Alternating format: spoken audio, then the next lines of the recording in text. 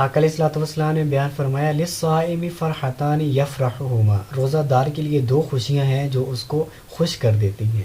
اذا افطر فارحا، کہ جب روزہ دار دن بھر کی پیاس کی شدت اور بھوک سے نڈال ہوتا ہے اور جب وہ لذت طعام سے آسودگی حاصل کرتا ہے تو ایک خوشی اس کو اس وقت حاصل ہوتی ہے۔ وَإِذَا لَقِيَ رَبَّهُ فَرِحَ بِصَوْمِهِ، تو جب روزہ دار کو قیامت کے دن اللہ تعالیٰ کا دیدار نصیب ہوگا ایک خوشی اس کو اس وقت ہوگی۔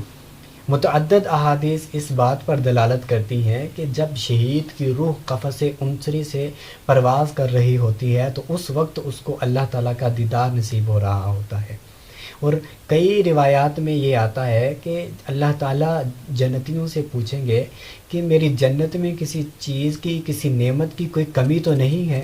تو وہ جنتی بے ساختہ پکار اٹھیں گے کہ باری تعالیٰ تیری جنت میں کسی نعمت کی کوئی کمی نہیں ہے، لیکن جنت کے ایک کونے میں شہید بیٹھے ہوں گے، ان کے چہرے پر افسردگی اور پریشانی اور اداسی کے اثرات واضح ہو رہے ہوں گے۔ تو اللہ تعالیٰ ان سے پوچھیں گے کہ میرے شہیدوں تمہارے چہرے پر یہ اداسی کے اثرات کیوں ہیں؟ تو وہ عرض کریں گے کہ باری تعالیٰ یوں تو تیری جنت میں کسی نعمت کی کوئی کمی نہیں، لیکن ہمیں وہ لذت اور وہ حلاوت محسوس نہیں ہو رہی جو تیری راہ میں جان دیتے وقت ہمیں محسوس ہو رہی تھی۔